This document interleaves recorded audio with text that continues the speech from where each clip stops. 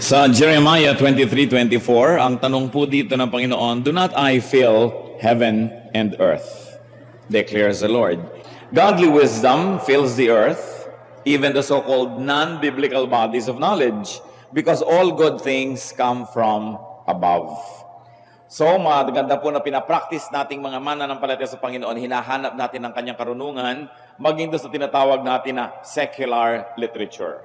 To be able to examine the poems, the songs, the lines that we like, and find God in it. Also, if you will look deep enough, it is possible that you will find deception and satanic ideas. That's why it is important to apply biblical standards even on literature. Jeremiah 29:13 says, "You will seek me and find me when you seek me with all your heart." At hahanapin ngayon natin ang katuruan ng Panginoon, biblical ideas, sa isang verse na sobrang umuso ng mga 1970s, tinawag na desiderata. So we will look for biblical counsel in desiderata. Heavenly Father, thank you that your wisdom is embedded in many forms of knowledge. We pray that you will give us eyes to see you wherever you choose to reveal yourself. Give us sensitive spirits to be able to isolate your ideas from ideas that do not come from you, but nevertheless to identify your wisdom wherever it is found. Lead us, teach us, and as we ponder what might be called secular literature today, as we screen it through your word, teach us about you, teach us about godliness, and teach us and give us your wisdom. Father, we pray that you may protect us from lies, from evil, from falsehood, and we pray also for protection from deceptions of evil men and evil spirits. As we are gathered in your presence today, we also ask that you may protect our loved ones who are not with us right now. Let your divine love be the roof over our heads and the walls around us. Lead us, Father. Be the speaker. Teach us. Fill us, O Lord, with your wisdom. Walk in our midst. Glorify yourself. Strengthen your people. In the name of Jesus our Lord, we pray. Yun pong word na desiderata. Sino sa inyo na nung araw ay na-encounter nyo na itong desiderata? Miss your hands. Taasan nyo ng konti. Yan, kayo yung mga, siguro yung mga peace man, mga flower power, di ba? Make love, not war. Yan ang mga generation na nakapagbasa at nakapakinig nitong tula na ito, kung matatawag itong tula. Desiderata is a Latin word that means things to be desired. Ang mga kanais-nais, kaibig-ibig sa buhay. And there's a very brief history of that poem. It was written by a man called Max Ernman. He's a poet and a lawyer from Indiana, USA. Sinilang noong 1872 at sumakabilang buhay noong 1945. Around 1959, a group of worshipers in St. Paul's Church in Baltimore, Maryland, used this poem as a part of a collection of a devotional material. Then, it went all over the world at lumabo ng lumabo kung sino ang author. At yung handout na ibinigay po ng church na ito, at the top of that handout was written, Old St. Paul's Church, Baltimore, AC, 1692. Kaya akala nung iba, ang tula ay nakita dito sa simbahang ito noong 1692. Sa katunayan, itong St. Paul's Church was built in 1692. Nilagay lang yung date kung kailan nagawa yung church, but the poem was much, much more modern. Over time, the authorship and date became clouded, and later on, a publisher interpreted the notation as meaning that the poem itself was found in Old St. Paul's Church in 1692. Nagkanda iba-iba na. So the poem reached its height of popularity in the 60s and in the 70s. Lalong-lalo dun sa Make Peace Not War movement. At ito ay napakarami mga naging mga renditions. At ang challenge sa atin ngayon, hanapin ang godly wisdom dito sa tulang ito. So let's take a look at the poem in its biblical essence. First, we'll attempt to read it, and then we'll go back to it and filter it through Scripture. Desiderata. Go placidly amid the noise and haste, and remember what peace there may be in silence. As far as possible without surrender, be on good terms with all persons. Speak your truth quietly and clearly, and listen to others. Even the dull and the ignorant, they too have their story. Avoid loud and aggressive persons. they are vexations of the spirit. If you compare yourself with others, you may become vain and bitter. For always there will be greater and lesser persons than yourself. Enjoy your achievements as well as your plans. Keep interested in your own career, however humble. It is a real possession in the changing fortunes of time.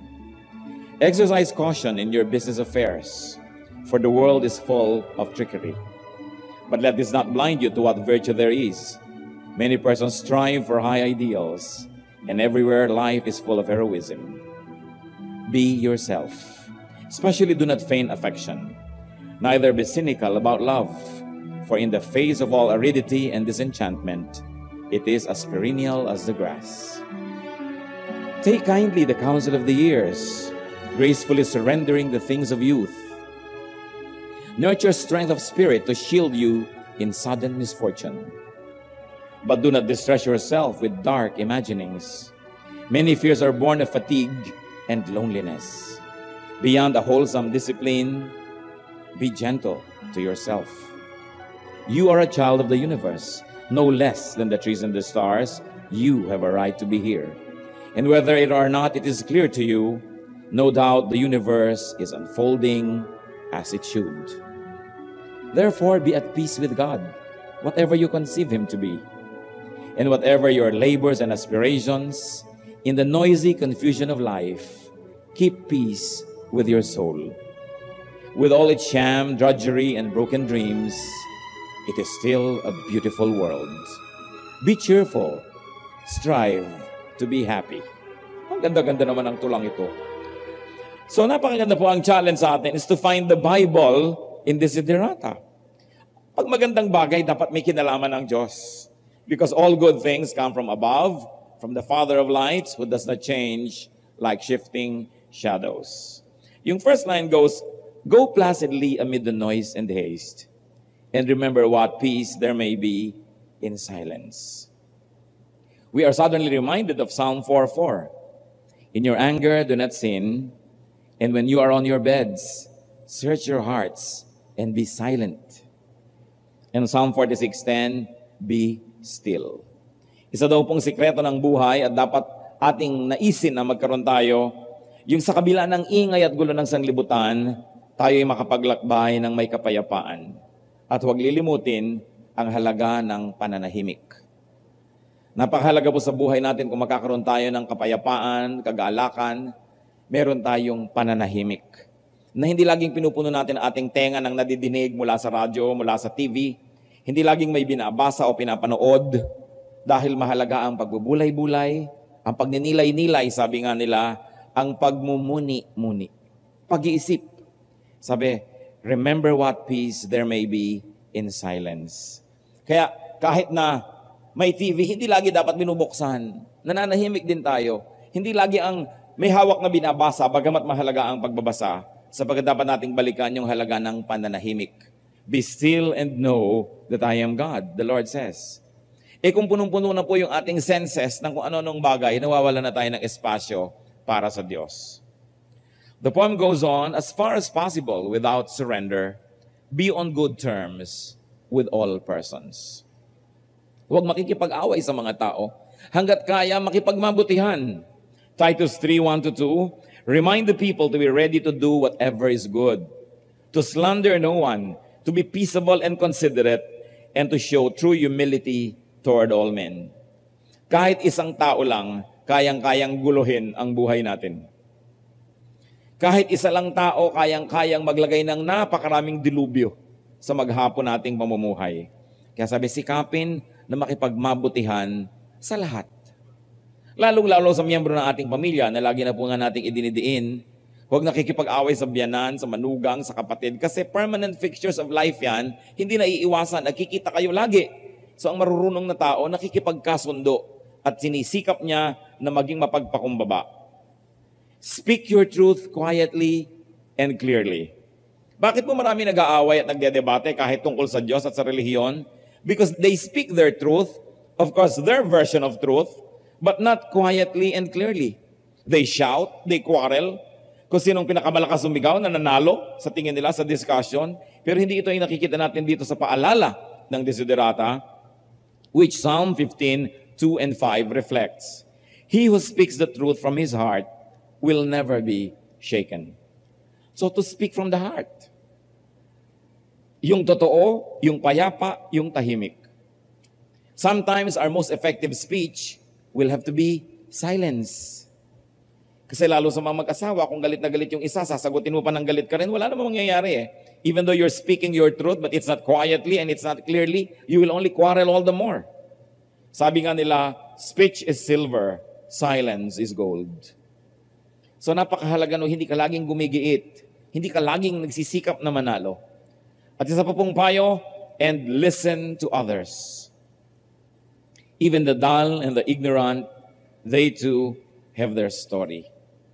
Hindi lang naman yung mga nakapagtapos sa mga formal institutions of learning ang merong dapat nasabihin at dapat pakinggan. Ang lahat ng taong nabubuhay ay may karanasan at may maituturo sa atin. Kuminsan, pag may konti ng kaalaman, ayaw na makinig sa magulang, ayaw na makinig sa matanda dahil mayroon daw edukasyon. Araw-araw ang tao may edukasyon, meron lang ang formal at meron naman na practical education. Karamihan pa ngayon, ang gagaling sa mga subject sa eskwelahan, sa practical na buhay, walang kamuang-muang at walang kaalam-alam. Proverbs 19:20, listen to advice and accept instruction, and in the end, you will be wise. Pag meron pong nagsasalita at merong nakikinig at nag-uwian na sila, ang panalo doon yung nakinig. Yung nagsalita, walang nadagdag sa alam niya. At kung meron pa siyang sinabing mali, na bisto pa niya na hindi pala siya marunong, sa kasasalita niya tuloy, nalaman na hindi siya marunong. Pero yung nakikinig lang, may iuwi yung karunungan, o kaya hindi naman siya nalaman ng tao na wala pala siyang alam. You know, when you listen and when you're quiet when somebody speaks, people immediately think you're intelligent.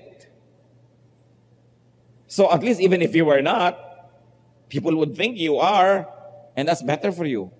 Kasi may makinig ka sa payo. Kaya po nag-aaway ang mga tao, analyzein natin, wala namang nakikinig eh. Pareho nagsasalita, sabay, palakasan. So wala naman talagang natututunan. But if a desirable thing is to listen to others. Avoid loud and aggressive persons. They are vexations to the spirit. Meron na po ba kayong nakitang tao, at sa palagay ko naman meron na pag tahimik kayo, pag dumadating siya, gumugulo kayo. Kahit na kayo kontento, pagdating niya, hindi na kayo kontento sa buhay. Pagka kayo ay nananahimik, pagdating niya, lighalig ang pumapalit sa inyong katahimikan. Sabi, iwasan ang mga taong ito. Proverbs 20:19, avoid a man who talks too much. Pag sobrang madaldal, sobrang malakas magsalita, aggressive ang behavior, iwasan. Iwasan ito. At kung tayo yon, paano tayo iiwas sa sarili? Kailangan magbago ng pamamaraan. Because when we are loud and aggressive, we don't have the time and the chance to learn from others. Lagi na lang tayong nakakapangyari, pero hindi tuloy natin nalalaman ng ibang paraan ng pamumuhay, ibang estilo. Titus 3:9, but avoid foolish controversies and arguments and quarrels, because these are unprofitable and useless. At ang tinutukoy po dito sa Titus 3:9 are religious controversies and arguments and quarrels. Bakit hindi dapat makipagdebate ang isang tao, lalo para sa relihiyon? Dahil yung kausap mo, ang kanyang pangunahing kagustuhang mangyari, manalo siya. Ayaw niyang mapahiya. May nakikinig, may nanonood. Paano mo siya matututunan, matuturuan, kahit may nasabi ka na sa palagay niya ay tama, magbumukhang talo siya pag nakinig siya. So ang gagawin niya, he will outshout you, he will outsmart you, so that he will be feeding his audience. If you really would like to teach somebody, do it privately. Wala siyang pride na kailangang alagaan, at wala siyang dapat audience sa pagpasikatan. Kaya hindi dapat nakikipagdebate ang mga anak ng Diyos. Walang makikinig kasi yung kausap mo ang kanyang gusto manalo. At ikaw din gusto mong manalo. Maaring may sasabihin siyang tama, hindi mo rin papakinggan dahil gusto mo ring makapuntos. So nothing happens. Isa pa po mga kapatid na nakikita ko na napakasama ang epekto sa buhay, yung sinabi sa Desiderata. If you compare yourself with others, you may become vain and bitter. For always there will be greater and lesser persons than yourself. Huwag ihahambing ang sarili sa iba. Pag mahilig po tayong magkumpara ng sarili natin sa iba, Either yayabang tayo dahil ikumpara natin doon sa mga mas konti ang katangian, o tayo naman ay biglang malulungkot at madidiscontento dahil na ikukumpara natin ang sarili natin doon sa mas maraming mga katangian. Sabi, laging merong mas marami at mas konti. So huwag ka nalang mag-compare, useless. Ang dapat mong isipin kung ano yung binigay sa iyo ng Panginoon na kakayahan, yun ang iyong palaguin, yun ang iyong pagyamanin. And if you're going to compare yourself with yourself. So gusto niyo tingnan yung performance nyo ngayon sa performance nyo last week, last year. Magandang comparison yon because you will know if you're improving. But don't compare yourself with others. It's a useless enterprise. Kaya napakarami mga tao nasisira ang kanilang personalidad because by comparing themselves with others, they come to a conclusion, a sad one, that they have so much less than what other people enjoy. Sabi nga nung isang sonnet ni Shakespeare, comparing this man's art and this man's scope with what I most enjoy, contented least. Sabi niya, when in disgrace with fortune and men's eyes, I all alone beweep my outcast state. Dahil ikinukumpara niya ang kanyang sarili sa iba, nagluluksa siya tuloy.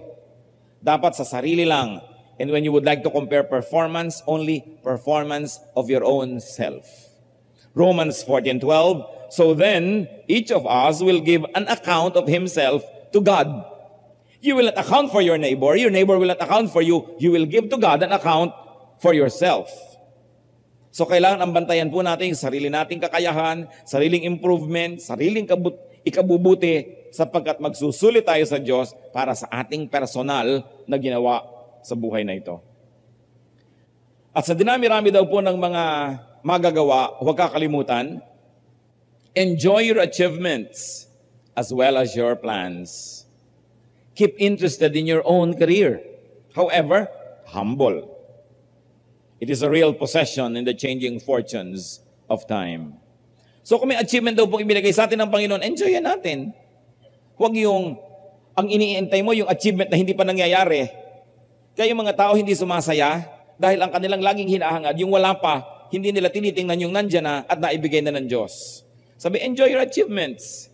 Keep interested in your own career, hindi yung career ng iba. Heto na naman, magko-compare ka na naman sa career mo, sa career ng iba, yayabang ka na naman, ululungkot. Sabi, focus on your own career, but be humble. Hindi ibig sabihin that you focus on your own career para ka magyabang. Sabi ganoon, napakalaking blessing yung marunong ka magpasalamat sa dumarating sa'yo at ine-enjoy mo kung ano yung nasa iyo. Pero di po ba mga kapatid, laging yung order ng mga tao sa kabilang mesa sa restaurant, laging mukhang mas masarap sa order nyo? Hindi nyo ba nararanasan yan? At kadalasan, lagi yung misis ng iba, parang mas maganda sa misis nyo, ayaw nyo maaminin. Sabi ng iba naman, syempre, yung mister doon ng iba, mas mukhang may itsura kaysa sa mister ko. Lagi na lang yung bahay ng iba, mas maganda. Sabi nga nila, the other man's grass is always greener. The sun shines brighter on the other side. Kaya ang mga tao hindi na sumasaya kahit kailan. Kung ano pong ibinigay na kakayahan sa atin ng Diyos, at kung ano ang naiuwi nating pagpapala galing sa kakayahan na yon, enjoy it. Ecclesiastes 3:22, so I saw that there is nothing better for a man than to enjoy his work, because that is his lot. Kung ano yung trabaho mo, enjoyin mo, kaysa reklamo ka ng reklamo. Pag lunes na naman, magtatrabaho na naman ako. Tanggalin mo naman sa trabaho, iyak-iyak. Nakapila agad sa iba para magtrabaho na naman, pero lunes na naman. Hindi magpasalamat, hay, salamat, another Monday, another week, another opportunity to work. Sabi, enjoy your work. Kasi enjoyan mo man yan o hindi, yan ang work mo. So, kawawa ka naman kung hindi mo yan ine-enjoy. Gumawa ka ng paraan para maging enjoyable yan. Ecclesiastes 5:19, moreover, when God gives any man wealth and possessions and enables him to enjoy them, to accept his lot and be happy in his work, this is a gift of God. Sabi, pag binigyan kayo ng Diyos ng kayamanan at mga ari-arian, at binibigyan pa kayo ng kakayahang ma-enjoyan, pasalamat kayo, tanggapin ninyo. Magbunyi kayo at enjoyin ninyo. Binibigyan kayo ng Diyos ng magandang plato. Anong ginagawa doon sa cabinet? Inaamag. Tapos kumakain kayo sa tansan, sa styrofoam, sa mga lata. Ang gaganda ng mga kutsara, tapos nandun lang sa estante. Tapos anong ginagamit nyo? Yung mga tinidor na liko-liko. Hindi mo na malaman kung ito ba ay sanga ng puno o tinidor. Bakit nga ganun? Ang daming bahay, mararaming gamit, ayaw nilang gamitin. Ang daming magagandang kumot, inaamag doon sa cabinet.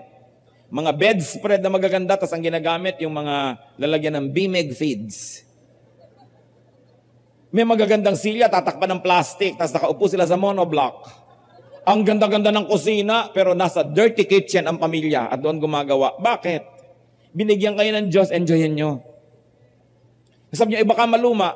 Ano po ba ang mahalaga? Ano ang sulit? Yung magandang naluma dahil ginamit o yung magandang hanggang mamatay kayo maganda dahil di nyo naman ginamit? Small is the worth of beauty from light retired. Bid her come forth, suffer herself to be desired, and not blush so to be admired. Sabi ng isang high school poetry. Kung maganda ilabas, gamitin, enjoy it. Blessing yan ng Diyos. Mga kapatid, hindi ko po maintindihan yung iba kung bakit may mga unan na saksakan ng titigas. Hindi mo alam kung ito ba ay troso, o bigas, o palay. And if you have to sleep 8 hours a day, brothers and sisters, that's 1/3 of your life. If you live to be 60, that means 20 years kayong nakahiga. Bakit hindi gandahan ang mga unan? Hindi magpundar ng mga magagandang mga sapin, samantalang ang tagal-tagal yung nakahiga doon. And the quality of your sleep determines the quality of your waking hours. So dapat yung pagtulog natin, lahat ng ginhawa, pwede mo nang ilagay dyan. Yung ang gaganda ng mga pantulog kasi hindi ginagamit. Kung ano-anong ginagamit na pantulog lamang. Bakit ang dami nating gamit kung kailan na lang namatay na pamburol pala? Enjoy what God gives you. So, paano kung nagamit ko na? Well, kung nalulugdan kayo ng Diyos at naluma na yan, papalitan niya ng Diyos. Because His blessing is new every morning. Kaya hindi tayo nabibigyan ng new, hindi niya naman niluluma When your hands are holding on to old blessings, they will never be empty enough to receive new ones. Kapag may blessing, gamitin, ipamigay agad. Para empty, lalagyan na naman ng Diyos kasi gustong-gusto niyang lagyan. Parang ilog din yan. The reason why a river is clean because it flows. You know why it flows? Kasi hindi nakabara. Pagdating ng tubig dito, ibibigay agad doon. Pass ng pass. Pero oras na binarahan nyo yan, mamaya luma na, it becomes stale. So don't hang on to stale blessings.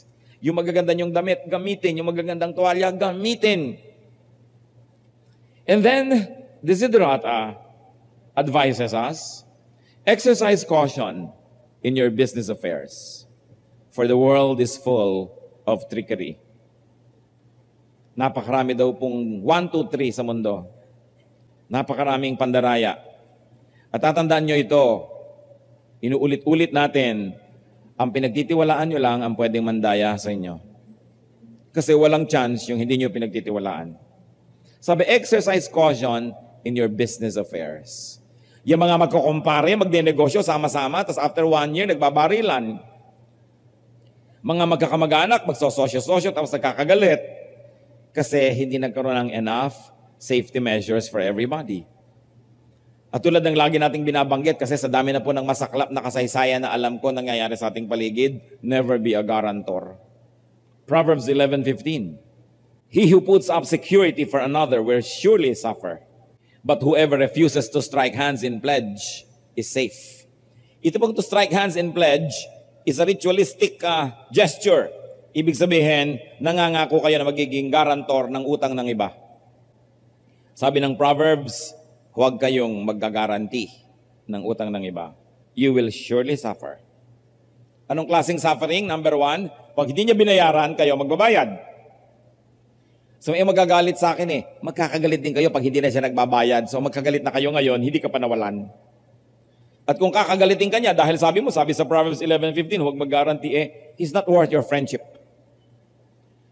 So, you will be hurt, 1, when this person doesn't pay.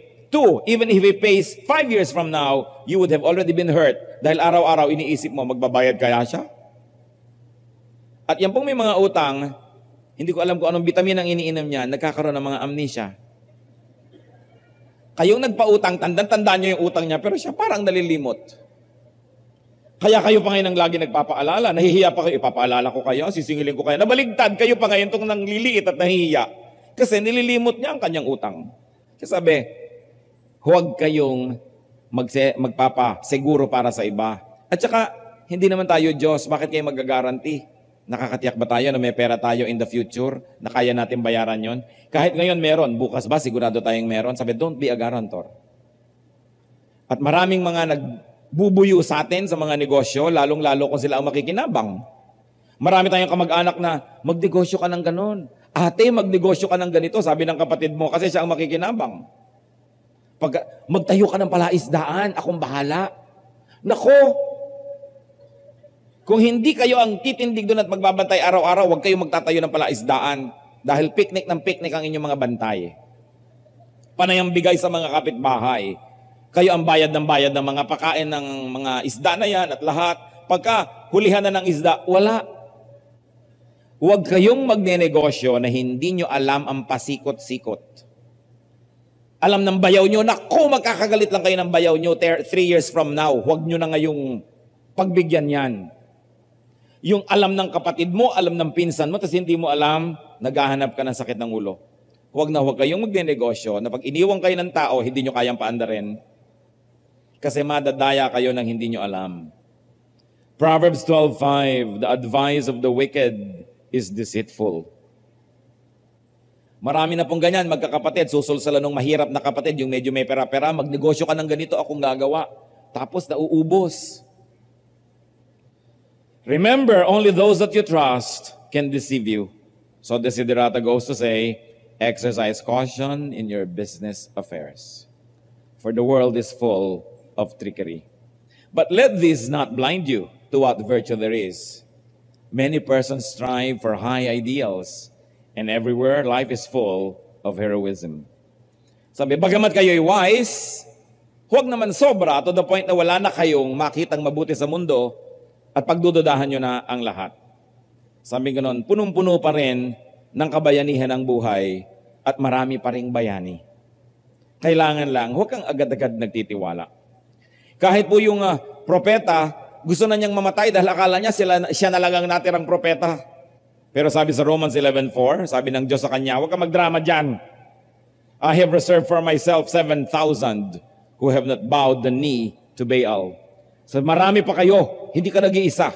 Akala mo lang yon. Circulate, open your eyes, be prayerful, be sensitive, and you will know that there are still many heroes. Marami pang mga dakilang tao, kahit hanggang ngayon. Marami pang mabubuting kalooban. Kaya lang, suriin muna bago lubos na magtiwala. Desiderata goes on, be yourself. Especially, do not feign affection. Sabi, magpakatotoo ka. Kung ano lang ikaw, yun na. Pag nagkaroon ka ng kaibigan na ikaw ay ikaw, magiging kaibigan mo yun habang buhay dahil ang nagustuhan niya yung totoo na eh. Pero kung ikaw ay nagpanggap pa para lang tanggapin nila, pagdating ng araw na nalaman nila ang totoo tungkol sa'yo, itatakwil ka rin nila, mawawala rin yan. So huwag mo nilang simulan kung mawawala rin. Pero kung ikaw ay ikaw na, ano man ang mangyari, yung nagmahal sa'yo, yung gumusto sa'yo, yung tumanggap sa'yo, hindi na maiiba yun kasi ang inibig na nila ay yung totoo. So be yourself. At huwag magkapanggap na ikay maibigin kung hindi naman. Sabi, do not feign affection. Huwag kang magpakunwa-kunwari mapagmahal na hindi naman talaga. At nagpapanggap ka mahal mo ang isang tao, hindi naman pala totoo. Sabi sa Romans 12:9, love must be sincere. Sincere. Lalong-lalo yung mga lalaking nanliligaw, kung talagang hindi mo naman gusto, huwag mo siyang pasakayin. At ganoon din naman yung mga babae. Hindi mo talaga gusto, yung totoo lang. Kasi may nasasaktan, may napapasubo, may nahuhulog ang loob. Kailangan yung totoo lamang. Pero dahil naman dyan, huwag naman sobrang maging negative daw ang pananaw. Neither be cynical about love. For in the face of all aridity and disenchantment, it is as perennial as the grass. Sabi, huwag kang maging negative about love. Kung minsan kang nabigo, hindi ibig sabihin lagi kang mabibigo. Kung nasaktan ka na noon, hindi ibig sabihin lagi kang masasaktan. Kaya lang, wiser now, but open yourself to possibilities. At maaaring ito ay payo sa mga taong umibig, ngunit nabigo o nasaktan, pero hindi naman ibig sabihin na isasara nyo na inyong pinto sa pag-ibig habang buhay. Dahil napakaraming pag-ibig at napakaraming umiibig. You know why? Because God is love. 1 John 4:16, and so we know and rely on the love God has for us. God is love. God can love us through many people. So mahirap yung nagsasara ka agad kasi hindi ka na tuloy maibig ng Diyos through people. And 1 Corinthians 13:8, love never fails. So continue to believe. Huwag hayaan na minsang nadala ay masasara ka na ng iyong buong puso. Sabi nga nila, muling buksan ang puso. Hindi lahat ng tao ay pare-pareho. Kung merong nanglinlang sa atin ay meron naman sigurong nakalaan para tayo ay pagtapatan at mahalin. Kaya kailangan lang wise, but never be cynical and never be negative about life. Nagkataon lang na yun ang iyong naranasan, pero hindi yun ang lahat-lahat sa buhay. Take kindly the counsel of the years, gracefully surrendering the things of youth. So, take kindly the counsel of the years.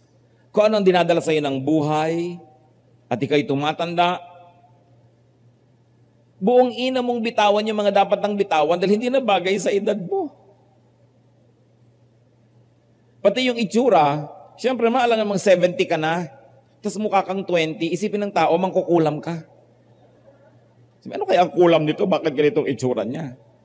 So, hindi naman masamang magmukhang matanda ang tao. Basta may pinagkatandaan. Minsan po, when I was in college, I would join mga youth exchanges. And one time, I was in Germany for a youth exchange with German youths. So, we were staying with German families. At minsan, merong reception ang Philippine Embassy sa Bonn. Nasa Bonn pa na ng Embassy ng Pilipinas. At merong reception. At yung aking foster mother, nag-aalala siya. Sabi niya parang ayoko yatang pumunta doon sa event na yan. Sabi ko, bakit ayaw niyo pumunta? Sabi niya, kita mo naman yung kamay ko, ang pangit-pangit. Sabi gano'n, nakakahiya na pupunta tayo doon tapos ganito yung kamay ko. Sabi ko, bakit ba pumangit yung kamay niyo? Pangit nga, pero bakit nga? Kasi, biruin mo lang, dumaan pa siya sa gera. Kung ano pinagagawa niya ng gera para mabuhay, dalagita siya noon.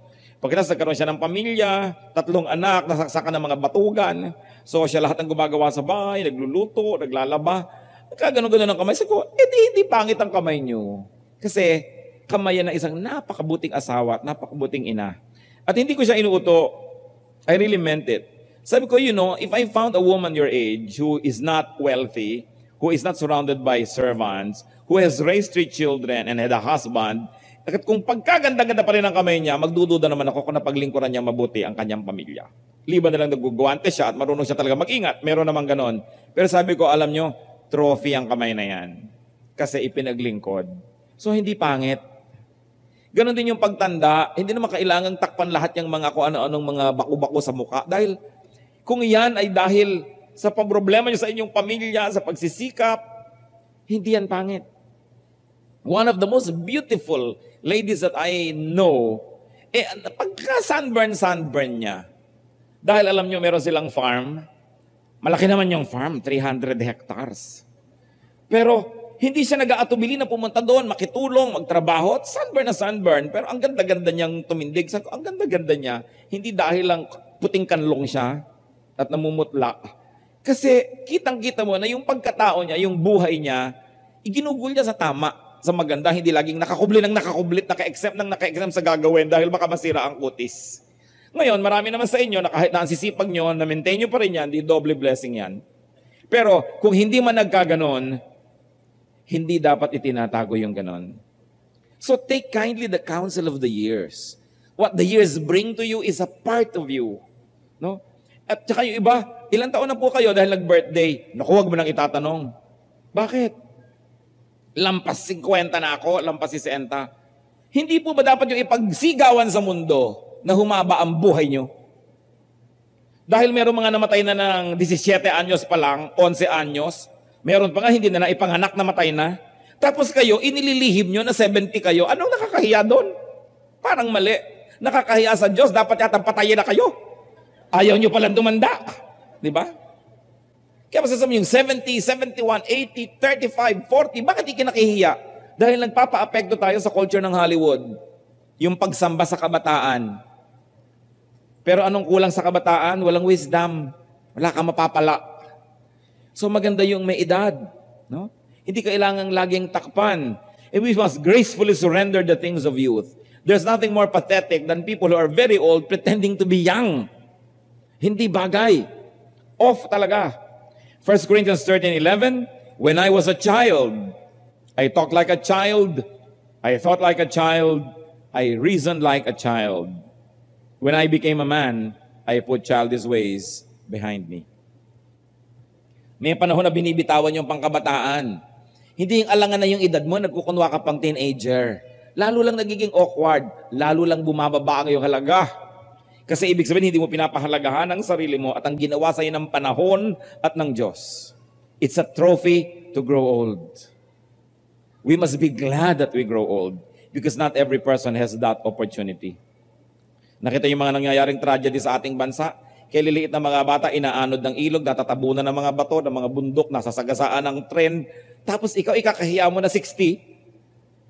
Aba, mag-resign ka na sa Diyos kung ayaw mong masabing 61.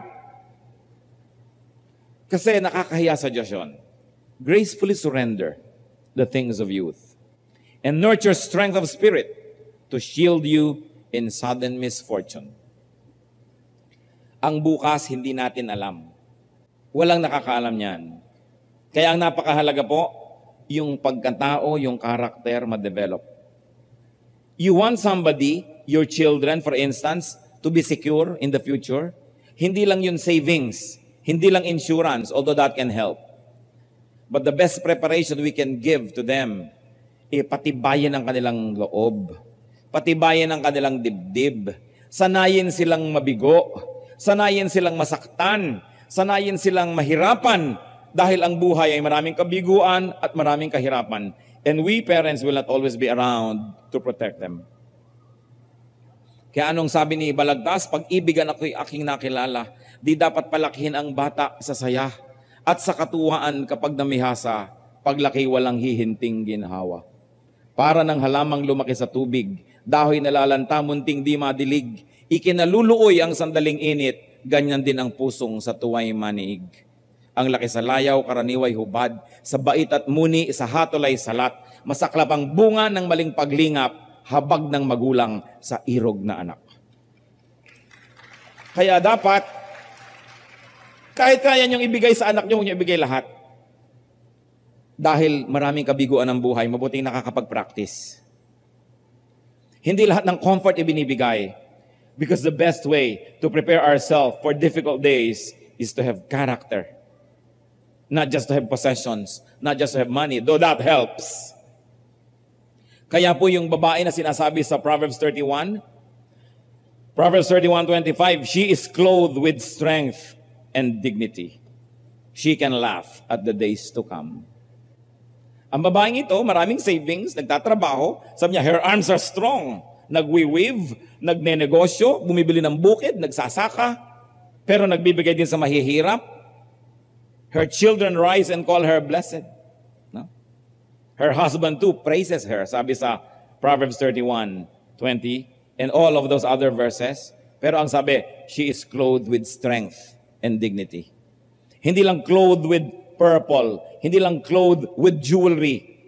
She is clothed with strength. Kailangan strong ang ating mga karakter. Sinasanay natin, lalo na ang mga kabataan. Then we can laugh at the days to come. Darating ang mga pagsubok, darating ang hirap, pero pag tayo'y nasanay at sinanay, pwede natin yung pagtawanan. We can laugh at the days to come. But do not distress yourself with dark imaginings. Laging may pang-balance. Sabi, kailangan handa ka sa sudden misfortune, pero huwag naman yung misfortune na lagi mo nalang imaginein. But do not distress yourself with dark imaginings. Many fears are born of fatigue and loneliness. Sabi, bagamat dapat handa ka sa maaaring di maganda at kasiyasiyang mangyayari, pero huwag mo naman sobrang seryosohin na laging yun na lang ang iniisip mo. Sabi, maraming mga ikinakatakot ninyo dahil lang kulang kayo sa paligo. Kulang lang kayo sa pahinga. Nalulungkot lang kayo. Kaya mahalaga po sa tao may diversyon, may libangan, may kasiyahan.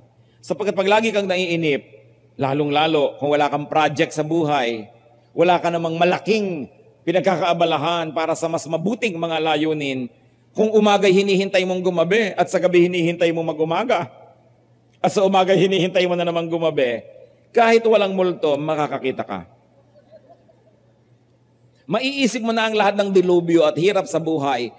Katakutan mo na ang lahat ng sakit na dadapo sa iyo, lahat ng giyera sibil na darating, matatakot ka. Sabi, many fears are born of fatigue and loneliness. Kaya tinuturo ng Diyos, on the seventh day you rest. Hindi ka dapat laging pagod. Pero mga kapatid, yang walang ginagawa ang pinakamalakas makapagod. Kaya kailangan may ginagawa ka talaga, hindi yung lagi ka lang nakatunganga dahil mapapagod ka. At ang pinakamahirap makatulog ay yung laging nakahiga. Kaya pag pagod na pagod ka, paghiga mo, tulog ka na. Gising mo, umaga na, hindi ka na nag-imagine ang sari-saring mga nakakatakot sa buhay. That's why you must dedicate yourself to a cause bigger than your daily existence. Pero kung sa umaga iniisip mo lang ano kayang kakainin natin, ano kayang ulam natin mamaya, araw-araw ganun ka na lang, ibig sabihin wala ka malang project. Ba't di ka maghukay? Halimbawa sa doon sa Samar, sa Leyte. Hindi ka tumulong doon ang hindi puro ano kayang iuulam, ano kaya ang gagawin. Kasi wala man lamang na mga dakilang adhikain na pinagkakaabalahan. Hindi ka malang magpakain ng mga pulubi, kahit 2 pulubi isang araw, pakainin mo ng konti, meron kang project. You've got to think of a project that is good for the poor, good for the needy, and is pleasing to God. Then you will have no space in your mind para inip-inip at lungkot-lungkot. Pinakamahirap kalaban niyang lungkot at inip. Nakita niyo mga naiinip na mga bilanggo sa bilibid, hanggang sa loob ng bote, gumagawa ng barko. Kasi mahirap yung walang magawa. So kailangan may ginagawa ka. Kung kayo 60, 62, huwag mo na kayo nagre-retire. Walang ayawan ng buhay. Kailangan naghahanap tayo ng causes. I like to repeat that, brothers and sisters. Causes. Because in the absence of big things, small things become big to small minds. That's why you have to be dedicated to a big thing. Marami kayong palalampasin, pararaanin, hindi papansinin pag may malaki kayong pinagkakabalahan. Pero oras na wala, ang liliit na bagay palalakihin ninyo. Kasi wala namang malaki sa buhay nyo. Kaya importante mag-isip-isip. Psalm 37:4, delight yourself in the Lord. Pag bulay-bulayan ng Panginoon, enjoy God, enjoy God's promises, even God's discipline, and you will have no space for fear and imaginings. Okay, ang kabilin-bilinan sa 1 Peter 3:14, do not fear what they fear, do not be frightened. Beyond a wholesome discipline, be gentle with yourself. May mga tao dapat napaalalahanan ito. Many people destroy their health, no? To make money. Then later on, they have money and they destroy their bank accounts to be healthy. So kailangan mabait ka sa iyong sarili. Kahit meron tayong pangarap, meron tayong ambisyon, meron lang kaya ang katawan na gawin sa maghapon, don't do more than what you were designed by God to do. Meron lang kaya sa loob ng isang linggo, at isa sa mga utos ng Diyos, magpahinga. 1 Timothy 6:10, for the love of money is the root of all kinds of evil. Some people, eager for money, have wandered from the faith and pierced themselves with many griefs. Maraming mga tumusok sa kanilang puso na mga kasakitan dahil sa sobrang pag-ibig daw sa pera. So be kind to yourself. Be gentle with yourself, even though you are driven by ambition. Recognize the limits that our Creator, our Designer, has set on the human body, on the human emotion. So kailangan marunong magpahinga ang tao. Mga kapatid, huwag kayong mag-ipon. Tapos sasabihin nyo, after 20 years, magbabakasyon kayo. Dahil on the 19th year, baka kayo matabunan ng mga kahon at hindi na kayo makuha, hindi na kayo kasama sa bakasyon. Yun ang asawa nyo at yung magiging bago niyang asawa ang magbabakasyon. So kailangan, every day meron tayong konting oras ng bakasyon. Every day. Every week, meron kang isang araw man lang na bakasyon. Every month, meron kang several days na bakasyon. Every year, meron kang ilang linggo na easy lang. And every so and so number of years, meron kang, halimbawa mo, isang buong buwan na bakasyon o 2 weeks. Huwag niyong ipunin. Kasi hirap na kayo, hindi na makaya ng katawan ninyo, baka kayo bumigay. And besides, you do not know what a day may bring forth. You don't know if you'll still be around for that big vacation. So have pockets of happiness, have pockets of pleasure, have pockets of service and goodness and sacrifice all in a day. Live the day as if it's going to be your last because it just might be your last. Para walang pagsisisi. Sabi nga nila, wala pa daw naghihingalong tao na nagsisi na dapat dinagdagan ko pa ang oras ko sa opisina. Dapat nagtrabaho pa ako ng mas marami. Karamihan daw ng naghihingalo ang ipinagsisisi, dapat nahabaan ko pa yung fellowship namin mag-asawa. Dapat nabigyan ko pa ng panahon ng mga bata. Dapat sana napuntahan ko yung gusto nating puntahan. Yan daw mga pinagsisisihan. Kaya matuto na tayo sa kanila, sa maraming mga nauna na. You are a child of the universe, no less than the trees and the stars. You have a right to be here. Kaya huwag ka magpapakamatay. Ang dami mga tao nagpapakamatay. So bakit ka magpapakamatay? Ang asawa ko pinagtaksalan ako. Pinagtaksalan ka na pala, magpapakamatay ka pa. Sobra mo naman pinapadali sa kanya lahat. Kaya kung makakausap niya magpapakamatay, gusto mo bigwasan na isa, magising, papakamatay ka. No? Ano po sabi sa Genesis 1:27-28? So God created man in His own image. In the image of God, He created him, male and female, He created them. God blessed them and said to them, be fruitful and increase in number. Fill the earth and subdue it. Rule over the fish of the sea and the birds of the air and over every living creature that moves on the ground. Ang taas-taas ng adhikain ng Diyos para sa tao, to govern the planet, to rule. Hindi para maawa sa sarili, paliitin ang sarili. We were created in God's image. Yun lang ang alalahanin mo, igagalang mo na ang sarili. At hindi mo papayagan din na hindi ka ginagalang ng iba. But of course, respect must be earned. And whether or not it is clear to you, no doubt the universe is unfolding as it should. And Genesis 8:22 reflects that reality. As long as the earth endures, seed time and harvest, cold and heat, summer and winter, day and night will never cease.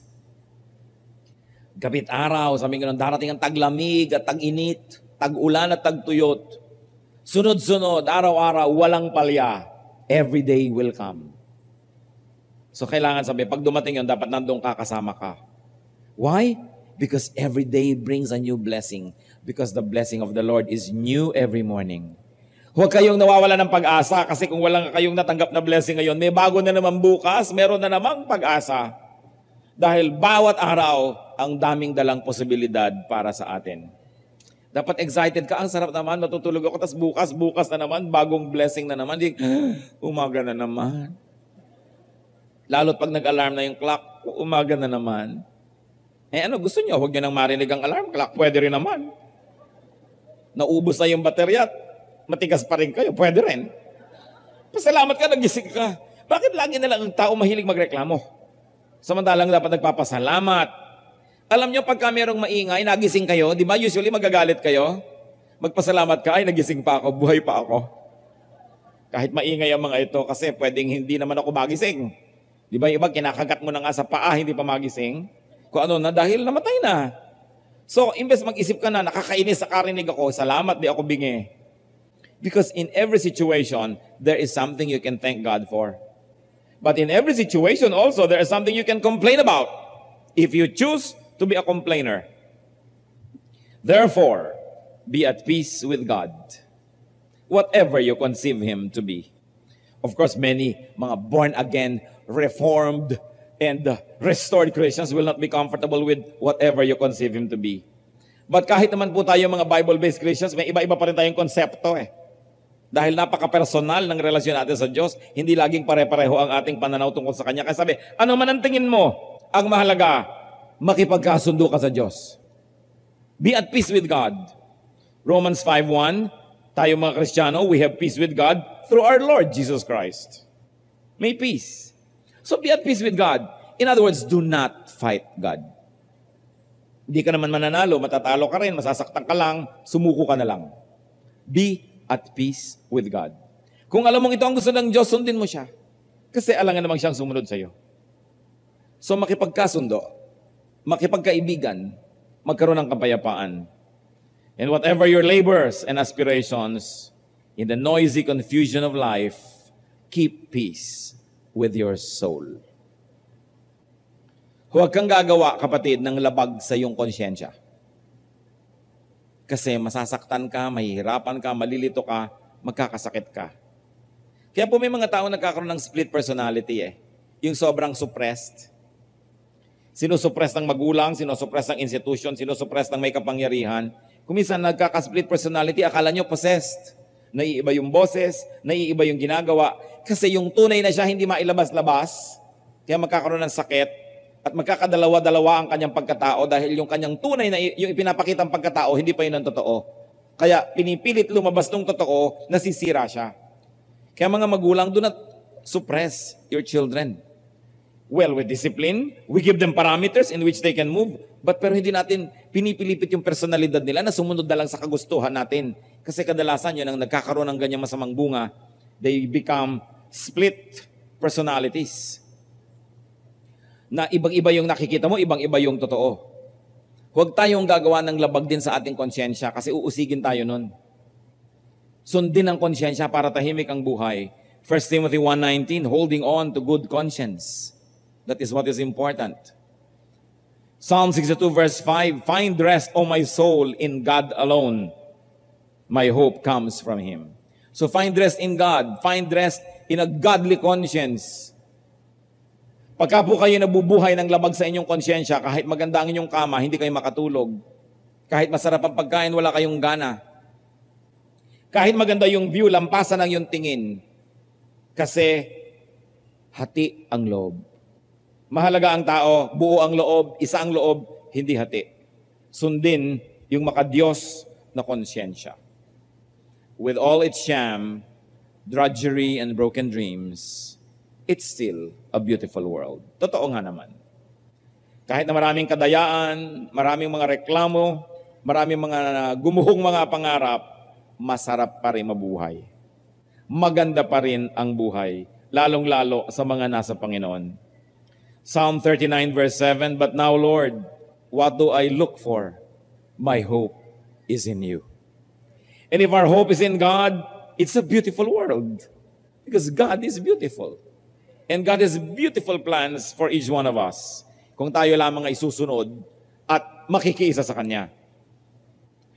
Kahit maraming kalungkutan, kahit maraming nagdaan ng kabiguan, Psalm 30:11, you turned my wailing into dancing. You removed my sackcloth and clothed me with joy. Hinuhubad mo ang aking pagluluksa at dinadamitan mo ako ng kagalakan, kasiyahan. So kung tayo man po dumadaan sa mga malulungkot na mga kabanata ng ating buhay, huwag kayong bibigay, huwag kayong susuko dahil ang lahat ng yan ay may wakas. God is our hope. You don't know what the future holds, but you know who holds the future. God. Therefore, the future is beautiful. And life is beautiful. Huwag kayong padadaya sa emosyon. Huwag kayong padadaya sa kalungkutan. Nadaya lang kayo ng business partner, naiwan lang kayo ng inyong boyfriend o girlfriend. Sasabihin nyo na wala nang kwenta ang buhay. Yun lang ba ang buhay? Meron pa mga pastor, hindi po ako mabubuhay. Iniwan po ako ng asawa ko. Ilang taon ka ba nung namit mo yung asawa mo? 20 po. Nabuhay ka nung 0 to 20? Tapos ngayong nakilala mo siya, hindi ka na mabubuhay pa. And bagong mo nga yan nakilala, nabuhay ka na nun eh. Nung bang hindi mo pa siya kilala, nasarapan ka kumain, opo. Nag-enjoy ka sa buhay, opo, di, kalimutan mo siya na mag-enjoy ka uli. Hindi mo dapat na itali yung buhay mo sa taong ayaw sa'yo. Hindi, susunod-sunod ka sa kanya, bubuntot-buntot ka sa kanyang ganon. Kung ayaw mo, sorry, we both lose. Matapos yung pong magawa ang dapat yung gawin, ang inyong tungkulin, ang itinuturo ng Diyos, at ayaw pa rin sa inyo, diwag. Lugi niya. Kailangan pinapahalagahan natin ating sarili. Hindi naman tayo nagiging mayabang, pero yung hinahayaan na para kayong yagit-yagit at inaapi-api kayo dahil mahal nyo. Dahil ang Diyos mahal tayo, hindi tayo inaapi. Yung nga iba ay hindi magpapaapi sa Diyos, ayaw pa sumunod sa Diyos, pero nagpapaapi sa tao. Yung pag-ibig sa tao may hangganan, mga kapatid. Pagka yung sarili mo ng dignity ang mayuyurakan at nalilimutan mo na yung pagkatao at yung halaga bilang taong nilikha ng Diyos, kalimutan ng pag-ibig. Tayo po ng mga Pilipino, sobrang sentimental. Naku po, kulimutin mo na yan, iha. Nahulog na po ang loob ko. Damputin mo yung loob mo. Nahulog na pala eh. Ang dali-dali mo naman kasing mahulog ang loob, binigyan ka lang ng balot. Nahulog na yung loob mo. May nakasulat po kasing I love you doon sa puti. Nako, ganun lang ba yan? Mga kabataan na mga narito pa, huwag kayong agad-agad na umiibig. Ha? Huwag nyo kayo nahuhulog agad ang loob. Titingnan nyo muna. Kasi mahirap makarecover. No? Be wise. Pag nakita nyo na yung tama, at saka nyo nalang ihulog yung loob na yan. Pero talaga naman, makakantahan lang ng konti, matekstan ng konti, yun na.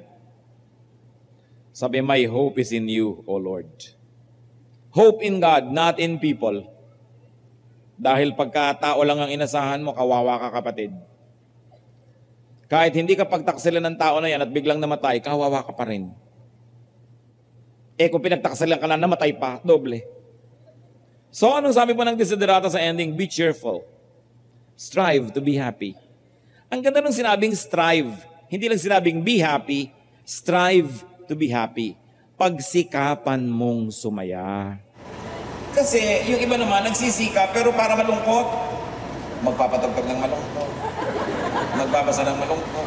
Didiliman ng ilaw. Magkukulong sa kwarto, iiyak ng iiyak. Magpapagod na rin lang kayo, magpagod kayo para sumaya. Sabi, strive to be happy.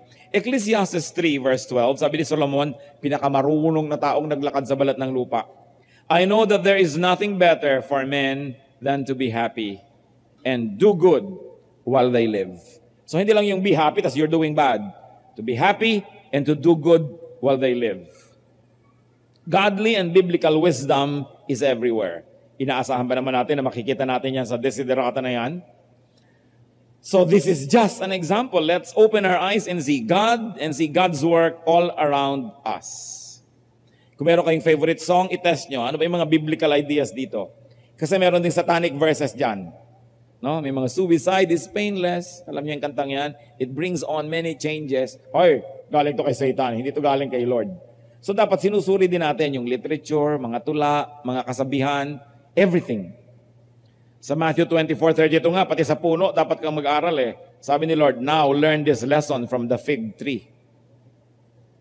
Kahit sa puno, makakakuha ka ng mga senyales. So learn the lesson from desiderata, from poetry, from many things, from everything. Sabi sa Bible, seek and you will find. In Jeremiah 29:13, you will seek me and find me when you seek me with all your heart. Thank you, O Lord, that we can find your wisdom everywhere. Salamat po na maging sa magandang tula na ito ay nandun ang mga katuruan nyo. Because all good things come from above, we cannot but conclude, O God, that you were the inspiration when this poem was written. Turuan mo rin sana kami, Panginoon, gumawa ng maraming tula, mga kanta, na ipinagdiriwang ang kabutihan nyo at kagandahan nyo para magamit nyo rin para mag-bless sa iba. Turuan nyo po kaming suriin ang mga gusto naming kanta kung ito'y galing sa inyo o sa iba. At kung galing sa inyo, alin doon at bakit. Nawa, Panginoon, sa aming buhay din, tulad ng magagandang mga tula at kantang yan, maging blessing kami sa iba. Teach us to see your mighty hand at work around us. Teach us to identify you and your goodness. Teach us, O God, to see you. Magbulay-bulay tayo sa ilang saglit ng katahimikan. Pakinggan natin kung ano pa ang personal na mensahe na ipinababatid sa atin ng Diyos. Karagdagan sa mga napag-usapan na natin.